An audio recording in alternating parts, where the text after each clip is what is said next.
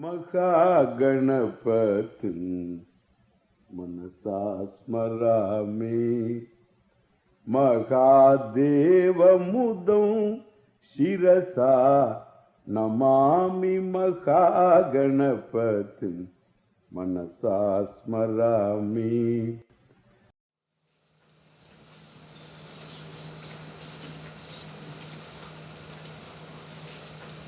There are many reasons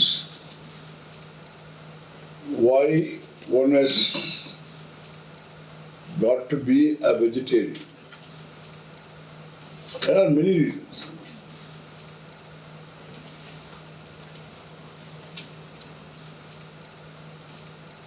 These arguments of the non-vegetarians, we need protein.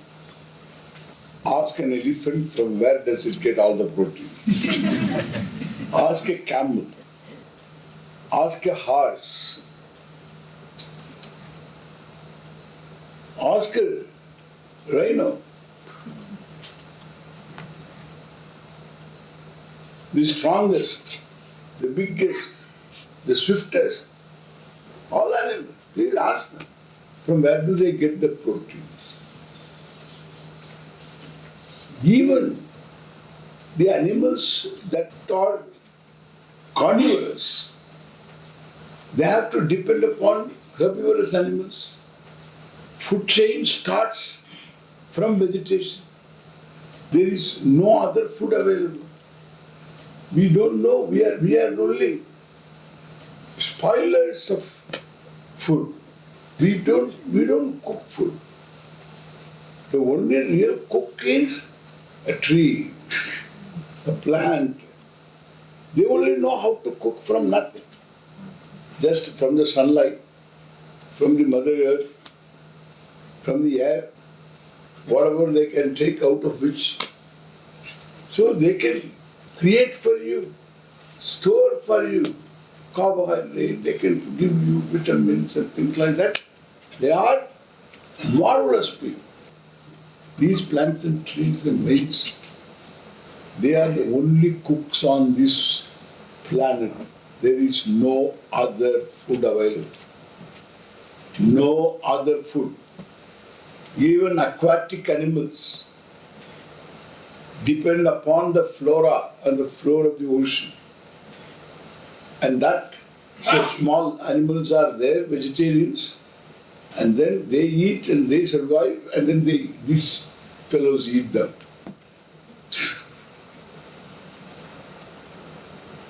Therefore, there is no other food on this planet. Why should you not directly eat? Why should you eat through this? Make these animals eat the vegetarian food? Then you eat the animal from the tail onwards. So why? Why, when you can live a simple life and live on vegetarianism, why should you do that? Dalai Lama says, we are non-vegetarians because we are in Tibet. Who told you that? That's not an argument. In Tibet you can be vegetarian. You like non-vegetarian food, therefore you are non-vegetarian. This period. There is no thinking involved in it. And therefore there is and this commitment to non-vegetarian food on the basis of health, on the basis of protein, etc. is meaningless. And for different reasons, non-vegetarianism is not good for you. Good for the planet. But in India, there are communities who are vegetarians. Nowhere in the world, this is very astonishing to me, nowhere in the world communities are vegetarians. Individuals, you can count them. Especially in the modern society,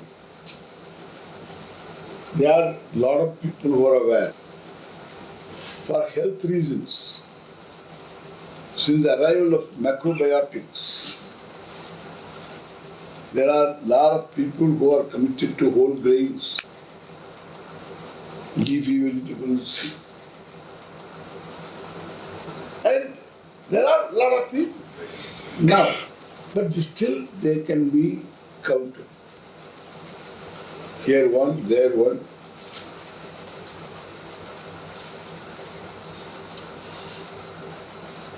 But here you can find certain communities. During marriage, this is one criteria. Alliance seeking. If you read Indian matrimony columns, vegetarian wanted. The alliance, you may be of the same community, but you might have turned around vegetarian. And therefore, we want vegetarian. It's a very important criteria. Because to marry a non-vegetarian means you are marrying dead meat, dead fish, and dead goat, dead lamb, dead pig, dead everything. So, very difficult to handle. Difficult to handle for a born vegetarian. Therefore, they put one line. Pure vegetarian. This is a pure vegetarian.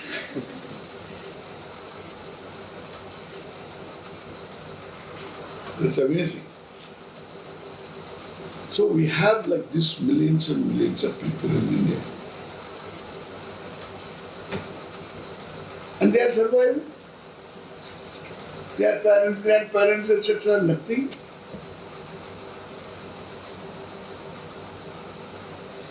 Nothing is in their health, etc. They are normal. And we need not survive at the cost of other animals also. If it amounts to my dying away earlier, that's better. Why I should kill another animal and then survive? For what? For what? If you know what it is all about, you need not survive further. And if you don't know, surviving doesn't mean anything. Doesn't mean anything. Further contributing further confusion. And therefore, what I say, this vegetarianism in India is not based on health. It's not based on global warming. It's not based upon economics. All these are reasons are there. It's not born out of an aesthetic value. Because this man, how do they handle it? I don't know. The whole flight is smelled. Fish is being served. Whole flight, international flight. And they are not any better. And the air hostess comes, the British here, and she has got a wonderful this menu card, itna bada card, all stylized letters written there. You have got a choice between crab and veal. Crab and veal. Then down below there's a note. So we may not carry on board enough number of meals. And please excuse us if you don't have it. Your choice, if you don't have it. I have one note printed.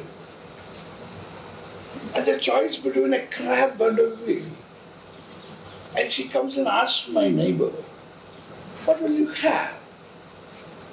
He has got all this noting down.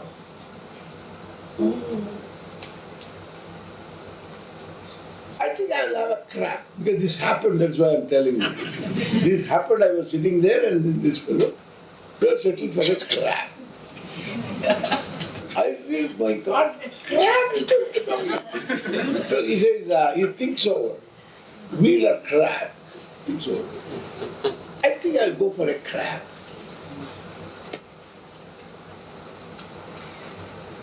And then crab comes. Looks a crab. As it is, I'm afraid it may jump on me. Looks a crab. Solid crab. And it is there in the middle of the place. All around. There are flowers around. and this what you call, this fellow has got a nap. And everything, there are kept one flower. Yeah, like this, one flower, on this flower is there. And all around the dead crab, everything, all modern civilization. The dead crab is ancient, primitive food, correct? Crab continues to. Every other civilization, the aspect is only around a dead crab. There is music, there is this, there is that, talking, nice and this, but will you have what? Will you have? What kind of sauce you will have? This and that. All around a dead crab. The primitive fellow was doing it without much ado. So much ado. Dead crab. He also picked up a crab and then put it in the fire. That's it. He did that. Not my forefathers. I don't think so. So they're all Vatula, Vitakabhya, Saverisa, they're all rishis.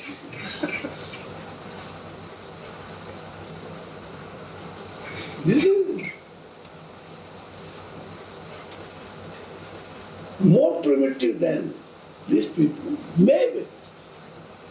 But they didn't boast about this all modern civilization. What a great accomplishment.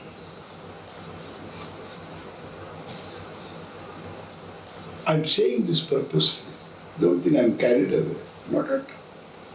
I'm saying this so that we understand this properly. It is primitive. We must know. And our argument against non-vegetarianism is purely ahimsa.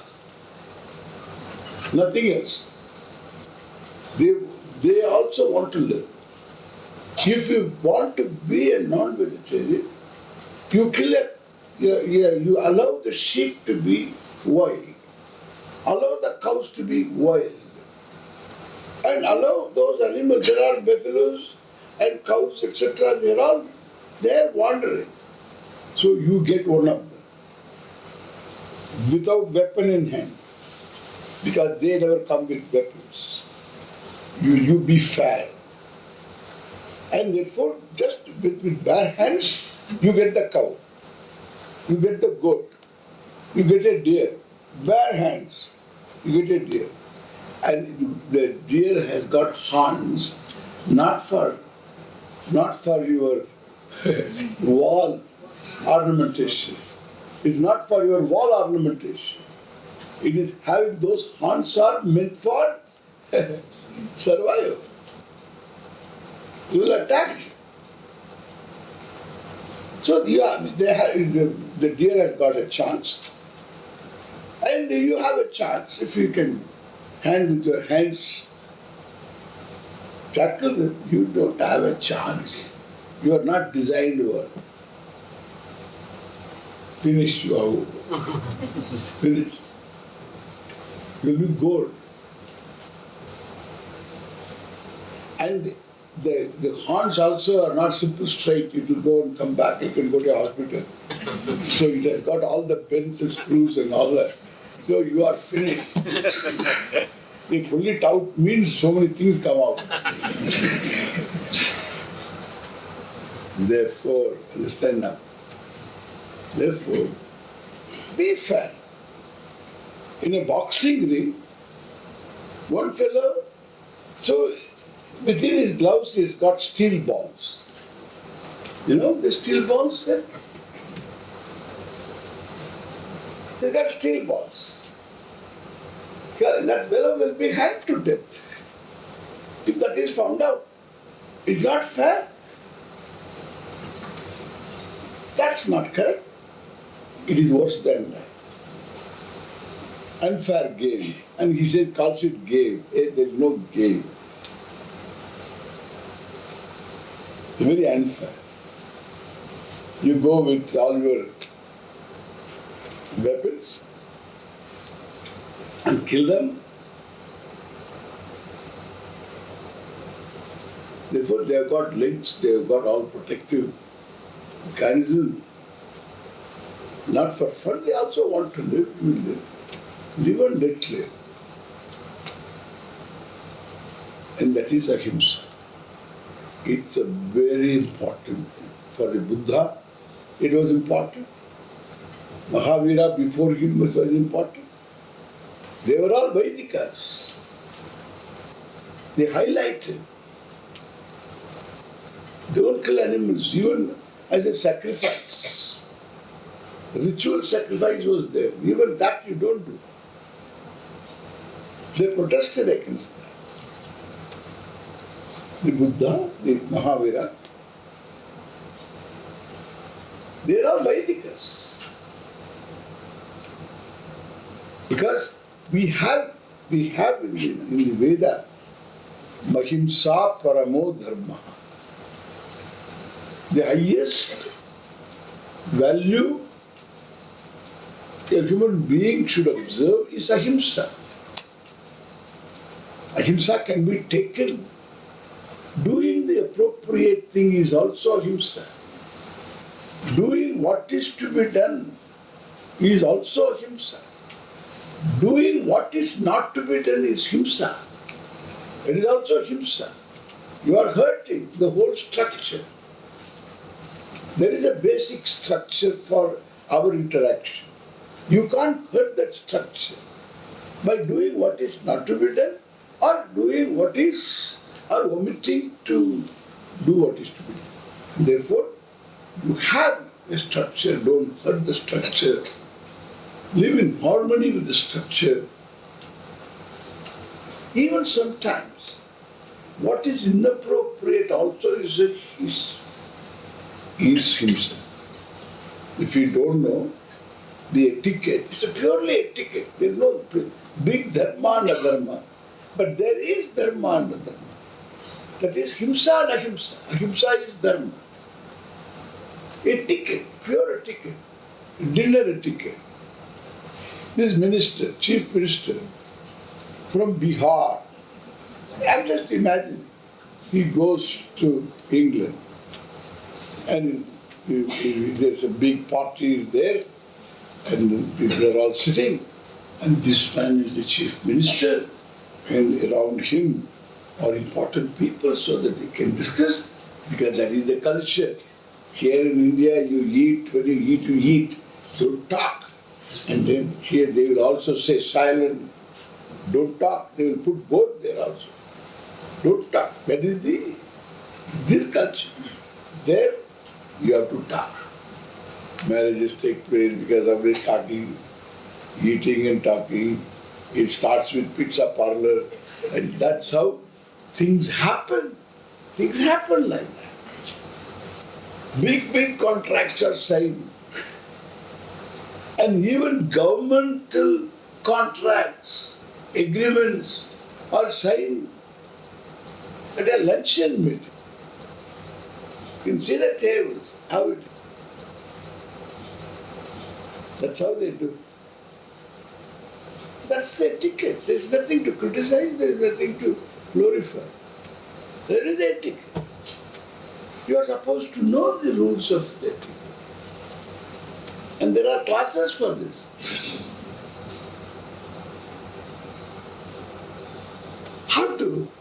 How to behave.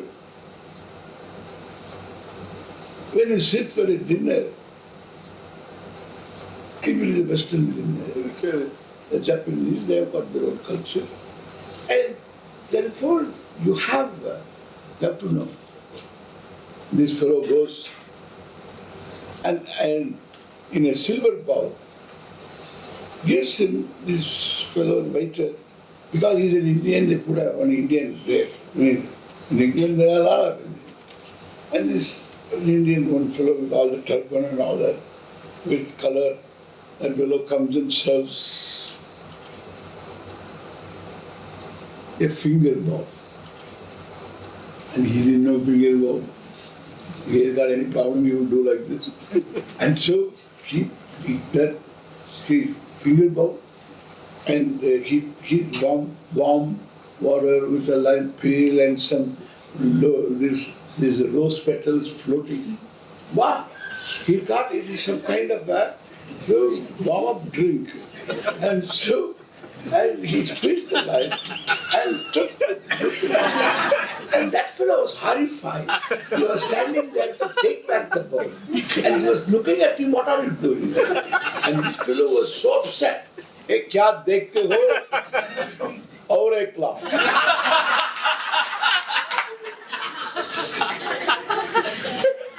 What is it you are looking? Bring one more. So this is it. Then afterwards, what kind, I'm just telling you, these people who are sitting in front and by the sides, afterwards how they are going to really relate to this person. The whole dinner is spoiled. The whole atmosphere is finished. Correct? There is nothing wrong what he did. Suppose if he likes it, it is okay. There is no dharma or adharma involved. But there is a dharma because he is the source of disturbance. Our ahimsa goes to that shade. Therefore, appropriateness is also implied, is also included. So it's not mere right and wrong. What is appropriate in a given situation? Inappropriate. Because it disturbs. Therefore, desha dharma, that is why we have got desha dharma. Desha dharma, kala dharma. In winter there is one dharma, and in summer it is another dharma.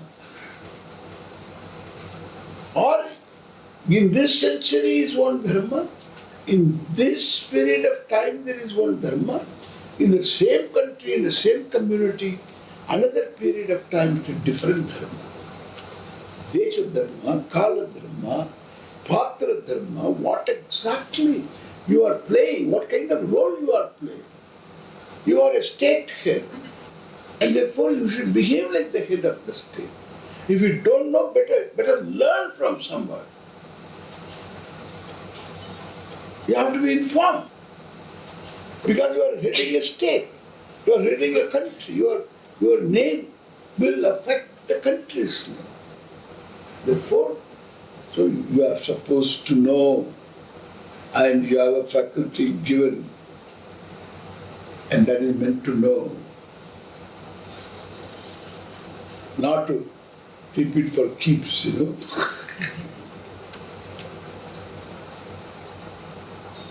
And therefore, so this particular word ahimsa for us is not simple, ordinary word. It governs our life. Every action it governs. One value, that is why ahimsa paramo dharma. If you conform to ahimsa, you will conform to dharma, your behavior, your words, your language, everything is going to be proper. One value. And vegetarianism is based upon ahimsa.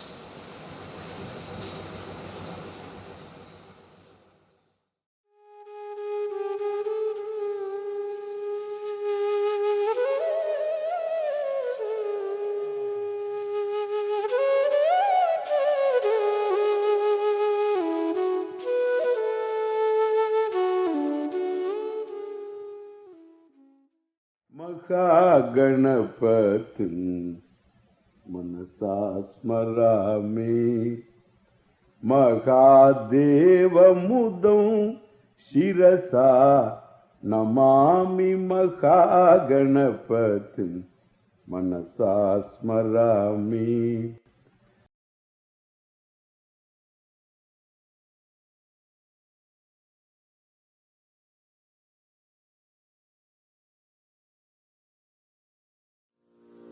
Bharat देश हिताय कुरु सेवां त्वं कुरु सेवां त्वं कुरु सेवां त्वं कुरु सेवाम्